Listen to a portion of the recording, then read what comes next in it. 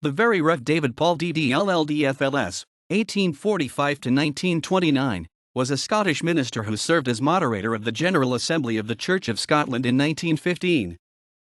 He was born on August 28, 1845 in Banchory in Aberdeenshire, the son of William Paul, 1804 to 1884, and his wife, Jessie Stewart. He was originally minister of the Robertson Memorial Church in the Grange, renamed Grange Church in 1929 and now known as Marchmont St. Giles. He lived at 53, Fountain Hall Road, a large villa in the Grange. He was principal clerk of the General Assembly of the Church of Scotland from 1912 to 1926, serving as moderator in 1915. He died on July 12, 1929. He is buried with his family, close to his home, in Grange Cemetery in South Edinburgh, close to his home and his church. The grave lies on the southern boundary wall, towards the southeast corner.